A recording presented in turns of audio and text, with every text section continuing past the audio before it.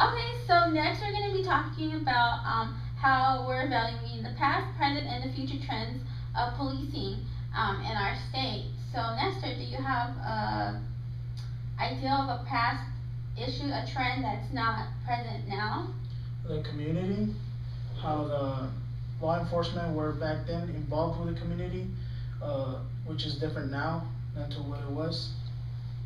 That's a good example. I mean, small town I grew up in, law enforcement knew everybody. Yeah. I couldn't even walk down the street without getting in trouble because my parents found out what I was doing by the local police department.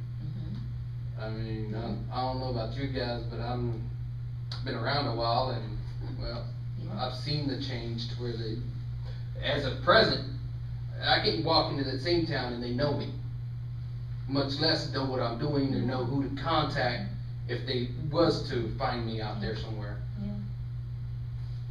But you know, also is the challenge of rebuilding that relationship.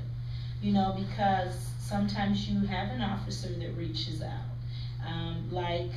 Two female officers came to my home concerning my daughter, and they actually entered the home. They didn't wait outside.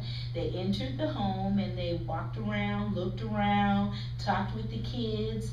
But at the same time, you could see their guard was up. They were prepared for, you know, I'm in this person's house that I don't know, and so I need to be prepared for anything, you know. And they were welcomed by my family, but at the same time, we're looking like, okay, are they here just to get to know us?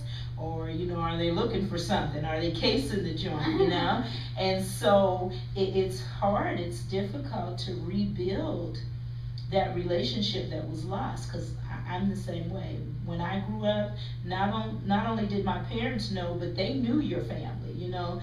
Get in the car. They take you home, take you back home, and, you know, they did this and that. Okay, officer, you knew them by name, you know, and you were very familiar with them. So there was also a rapport if something happened, you know, where you had to be picked up, or a family member, you know, or a crime was committed in your home, that you were comfortable with the person that was approaching your home. We also had a situation where our neighbor's alarm was going off, and there was a storm. I guess maybe the storm hit and triggered the alarm. Well, we were pulling out of our driveway. Well, how about the police blocked our driveway? They got out of the car. They didn't approach me. They approached my children and said, "Is this your home?" And of course they said yes. And they said, "What's your address?" Because they don't know if we're the people who just tried to rob those people's homes. But if they had a relationship with us, they would have known, oh, they live there. Oh, that's their car. But, you know. Nowadays you don't have that. You don't have, back in, you had the community that knew the officer that patrolled that community, and that's who patrolled it.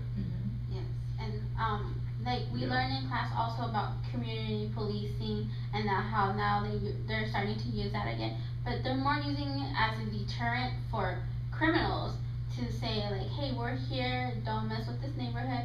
And I think they should be more interested in getting to know the neighborhood, to let them know that they're there also to help them, instead of just trying to find that person trying to break into that house, to know that they're in that neighborhood.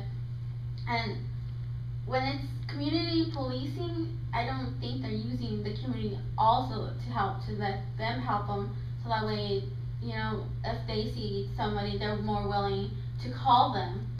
But I mean, things have changed, because I know I grew up in a small town, and it was different back then. I'm not saying I'm as old as you guys. but I know, because my parents grew up in a small town, so they knew who we were, and so like it was, okay, I'm gonna take you back home, and you just caught for curfew or something. So, and now it's totally different. Like I said, it's community policing is more used for deterrence, instead of using to really just help that neighborhood, let them know that, hey, we're here for you, and it's different. And what I would like to see in the future, they go back the old way, where you had a certain officer that patrolled a certain neighborhood, and that officer knew that neighborhood, knew if they seen a vehicle driving down, knew whose vehicle it was, and if someone else wasn't driving it, knew there was something wrong. Or had an idea that there was something wrong. So that's what I would like to see in the future, the trend going toward in the community for policing, is to go back to the old way of knowing what you're doing. Right. Knowing the community that you're helping serve and protect. Because in the long run, the police force will draw a better feeling from the community as to, and have more respect for them than they do now. I mean, right now you got kids that see a police officer and turn around and run the opposite direction, whether they're doing something wrong or not. Right. Okay.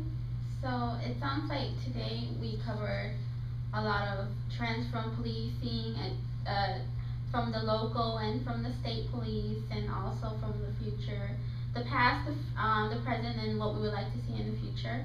So that's our presentation for today, and thank you, class. Any questions? Any questions?